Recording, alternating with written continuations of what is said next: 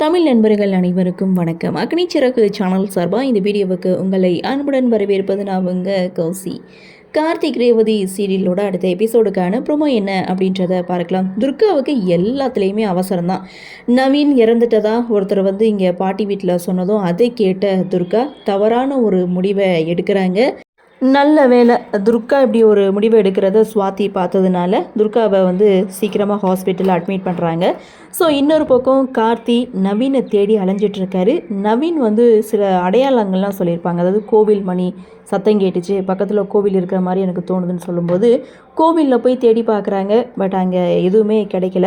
அப்போ தான் ஒரு ஐஸ் வண்டிக்காரர் மணி அடிச்சுட்டே வரும்போது அப்போது 1 மணி நேரத்துக்கு முன்னாடி நீங்கள் எந்த ஏரியாவில் ஐஸ் விற்றீங்கன்னு சொல்லி கேட்கும்போது அவர் ஊருக்கு வெளியில் எல்லை ஓரத்தில் இருக்கிற ஒரு இடத்த சொல்கிறாரு. ஸோ மயில் வாகனம் கார்த்தி 2 பேரும் அங்கேருந்து கிளம்பி அந்த தோட்டத்துக்கு போகிறாங்க. நவீன் ஒரு பக்கம் மூச்சு திணறலில் ரொம்பவே சிரமப்பட்டுட்டு இருக்காரு.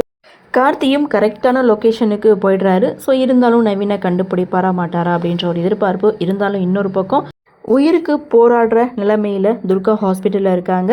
ஸோ என்ன நடக்க போகுது அப்படின்ற ஒரு எதிர்பார்ப்போடு இந்த ப்ரொமோவை கொடுத்துருக்காங்க. ஸோ கதை ரொம்ப டல்லாக போயிட்டுருக்கு அப்படின்ற மாதிரி தான் தோணுது. ஸோ துர்கா நவீனோட கதையை வச்சு கதையோட நகர்வு கொண்டு போயிட்டுருக்காங்க. இதில் கார்த்திக் ரேவதியோட பார்ட் கொஞ்சம் கூட இல்லை அப்படின்றது கொஞ்சம் ஃபீலிங்காக தான் இருக்குது. ஸோ இருந்தாலும் என்ன நடக்குது, என்ன மாதிரியான சுவாரஸ்யத்தோடு கதைகளை நகர்வை கொண்டு வராங்க அப்படின்றத நாமளும் பொறுத்திருந்து பார்க்கலாம். இந்த ப்ரொமோ பற்றின உங்களுடைய கருத்தை வழக்கம் போல் கமெண்ட் செக்ஷனில் பதிவு பண்ணுங்கள். இந்த வீடியோ உங்களுக்கு பிடிச்சிருந்தால் லைக் பண்ணுங்கள், ஷேர் பண்ணுங்கள், மறக்காமல் நம்ம சேனலை சப்ஸ்கிரைப் பண்ணிக்கிறீங்கன்னு சொல்லி இந்த வீடியோவிலிருந்து விடைபெறுகிறேன். நன்றி, வணக்கம்.